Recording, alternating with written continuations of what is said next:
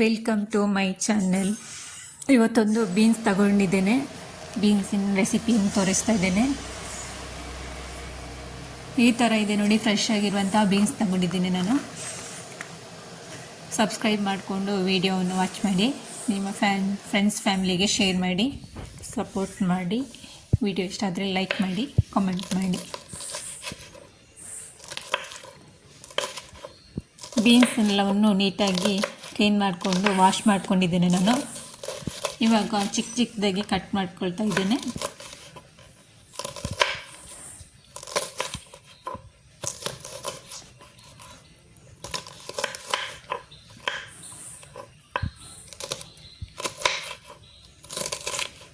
ಎಲ್ಲ ಬೀನ್ಸನ್ನು ಇದೇ ರೀತಿ ಕಟ್ ಮಾಡ್ಕೊಳ್ತೀನಿ ನಾನು.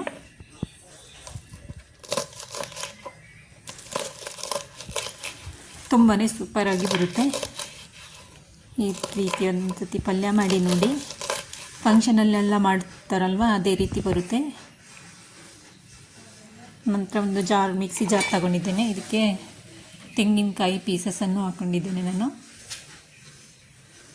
ಒಂದು ಅರ್ಧ ಚಮಚದಷ್ಟು ಜೀರಿಗೆಯನ್ನು ಸಹ ಸೇರಿಸ್ಕೊಂಡಿದ್ದೇನೆ. ಒಂದು 4-5 ಎಸ್ಲು ಬೆಳ್ಳುಳ್ಳಿಯನ್ನು ಸಹ ಹಾಕ್ಕೊಳ್ತೇನೆ ನಾನು. ಚಿಕ್ಕದಾಗಿರುವ ಹಸಿರುಮೆಣಸಿನಕಾಯಿಯನ್ನು ಹಾಕ್ಕೊಳ್ತೇನೆ ನಾನು. ನೀವು ಮಾಮೂಲಿ ಹಸಿರುಮೆಣಸಿನಕಾಯಿ ಇರುತ್ತಲ್ವ, ಅದನ್ನು ಹಾಕ್ಕೋಬೋದು. ಇವಾಗ ನೀರೇನು ಹಾಕದೆ ಮಿಕ್ಸಿ ಮಾಡ್ಕೊಳ್ತೇನೆ. ನಂತರ ಒಂದು ಫ್ರೈ ಫ್ಯಾನ್ ಇಟ್ಟು ಬಿಸಿ ಆದ ನಂತರ ಎಣ್ಣೆ, ಕುಕ್ಕಿಂಗ್ ಆಯಿಲನ್ನು ಹಾಕ್ಕೊಳ್ತೇನೆ. ಒಂದು 1/4 ಚಮಚದಷ್ಟು ಸಾಸಿವೆಯನ್ನು ಸಹ ಹಾಕ್ಕೊಂಡಿದ್ದೇನೆ. ಸಿಡಿದ ನಂತರ ಒಂದು ಈರುಳ್ಳಿಯನ್ನು ಕಟ್ ಮಾಡಿ ಸೇರಿಸ್ಕೊಳ್ತೇನೆ.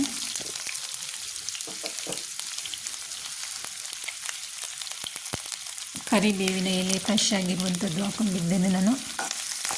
ಎಲ್ಲವನ್ನು ನೀಟಾಗಿ ಎಣ್ಣೆಯಲ್ಲಿ ಸ್ವಲ್ಪ ಹೊತ್ತು ಬಾಡಿಸ್ಕೊಳ್ಳೋಣ. ರುಚಿಗೆ ತಕ್ಕಷ್ಟು ಉಪ್ಪನ್ನು ಸಹ ಹಾಕ್ಕೊಂಡಿದ್ದೀನಿ ನಾನು. ನೋಡಿಕೊಂಡು ಹಾಕಿದರೆ ಸಾಕಾಗುತ್ತೆ ಉಪ್ಪು. ಕಟ್ ಮಾಡಿರುವಂತಹ ಬೀನ್ಸ್ ಎಲ್ಲವನ್ನು ಹಾಕ್ಕೊಳ್ತೇನೆ ನಾನು ಇವಾಗ.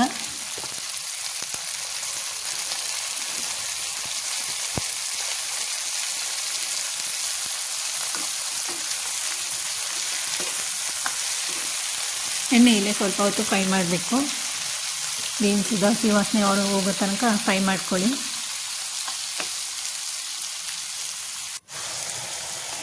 ಮಿಕ್ಸ್ ಮಾಡಿರುವಂತಹ ಮಸಾಲೆಯನ್ನು ಆ್ಯಡ್ ಮಾಡ್ತಾ ಇದ್ದೇನೆ ಇವಾಗ.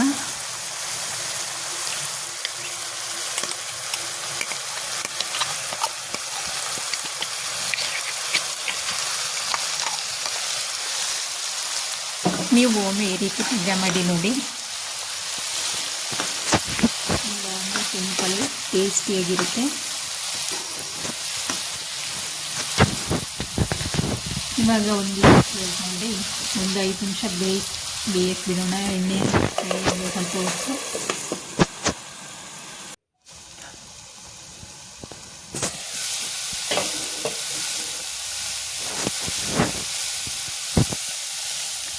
ಇವಾಗ ಸ್ವಲ್ಪ ನೀರನ್ನು ಆ್ಯಡ್ ಮಾಡ್ತಾ ಇದ್ದೇನೆ. ಬೀನ್ಸ್ ಒಳಗೆ ಉಪ್ಪು ಖಾರ ಎಲ್ಲ ಹಿಡಿಬೇಕಲ್ವಾ, ಅದರಿಂದ ಸ್ವಲ್ಪ ನೀರು ಹಾಕ್ಕೊಳ್ತಾ ಇದ್ದೇನೆ.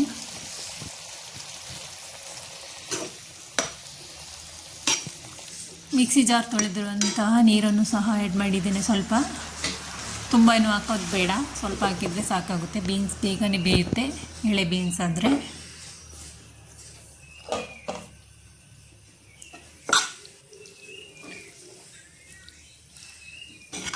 ನೀರೆಲ್ಲ ಡ್ರೈ ಆದ ನಂತರ ಈ ರೀತಿಯಾಗಿದೆ ನೋಡಿ.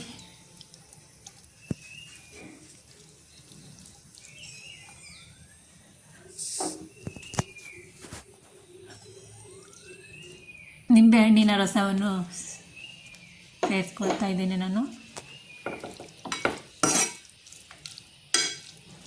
ಎಲ್ಲವನ್ನು ಮಿಕ್ಸ್ ಮಾಡಬೇಕು.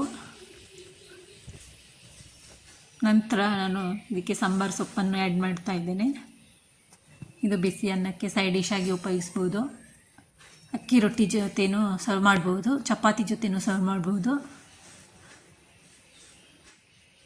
ಫೈನಲಿ ಈ ರೀತಿಯಾಗಿದೆ ನಮ್ಮ ಬೀನ್ಸ್ ಪಲ್ಯ.